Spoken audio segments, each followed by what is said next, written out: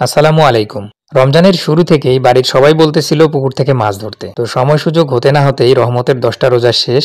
এখন বরকতের শুরুতে আজকে জাল ফেললাম পুকুরে।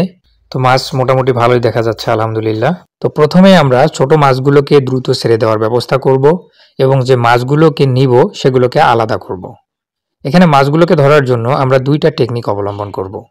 যে মাছগুলোকে আমরা খাবারের জন্য নিব সেগুলোকে বালতিতে কিংবা বস্তায় ভরবো, আর এখানে থাকা এই পাতাগুলোকে জালের মধ্যেই রাখবো, কারণ এই পাতাগুলোর মধ্যে অনেক ছোট ছোট মলা মাছ আছে।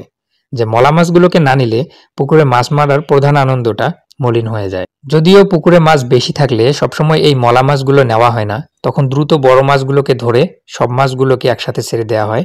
কিন্তু এখন যেহেতু জালে মাছের চাপ কম এবং রমজান মাস চলছে, তাই মলা মাছ নেওয়ার এই বিশেষ আয়োজনটা ভালোই লাগবে। এরকম বড় কাতলা মাছ সর্বশেষ 26টা ছিল। খাইতে খাইতে এখন 2-1টা থাকতে পারে। মাছ ধরতে ধরতে হঠাৎ একটা চ্যাং মাছ পাইছি। যদিও এখন এই মাছগুলো দুর্লভ, তবে ছোটবেলায় বিলে বড়শি দিয়ে মাছ ধরার সময় এটা একটা আকর্ষণীয় মাছ ছিল। তো এটাকে স্পেশাল ভাবে পকেটে রেখে দিলাম। মাছ ধরা মোটামুটি শেষ। এখন আমরা এই মাছগুলোকে ভাগ করব। এই পুকুরের 3 জন অংশীদার, যার জন্য যথারীতি প্রথমে 3টি ভাগ বসাতে হবে। ভাগের ক্ষেত্রে ছোট যারা থাকে তাদের সবসময় টার্গেট থাকে যেই ভাগটা বড় সেইটাই নিতে হবে, তাহলে সে জিতে যাবে। আমরাও একসময় এরকম ছিলাম। যদিও সব ভাগগুলো মোটামুটি সমান কিংবা একটু কম বেশি থাকে, কিন্তু এটা ছোটবেলার একটা আনন্দ আর কি। তো এখানে ভাগের দায়িত্বটা আমার হাতে পড়েছে, মানে সবাইকে আগে সন্তুষ্ট করে সবশেষে আমাকে ছোটটা নিয়ে হাঁটতে হবে আর কি। তো আমি এটাতে আগে থেকেই পারদর্শী আলহামদুলিল্লাহ। ভাগ শুরু করে দিলাম।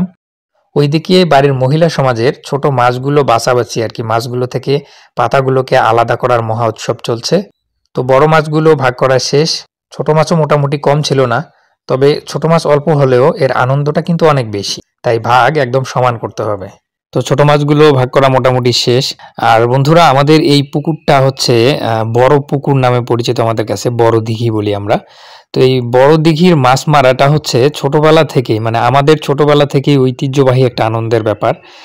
এখন যদিও এখানে মাছ কম বা এখন ছোট ছোট মাছ, তো একসময় এটা তো অনেক বড় বড় মাছ ছিল এবং তখন আমরা অনেক ছোট ছিলাম। আর যে কথাটা বললাম যে বড় বড় মাছের ভাগ নেয়ার আনন্দ বা কম্পিটিশন, তো তখন সেই জায়গাটায় কিন্তু আমরা ছিলাম।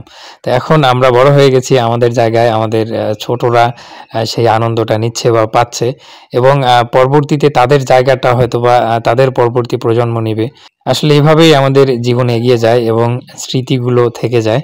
তো বন্ধুরা, আমি আমার ব্যক্তিগত আবেগ, অনুভূতি আর অভিজ্ঞতার গল্পগুলো এই চ্যানেলের মাধ্যমে আপনাদের সামনে উপস্থাপন করার চেষ্টা করি। আশা করছি আমাদের এই আনন্দ ঘন পরিবেশে মাছ ধরার ভিডিওটি আপনারা যারা গ্রামে বড় হয়েছেন তাদের জীবনেও অতীতকে স্মৃতিচারণ করবে।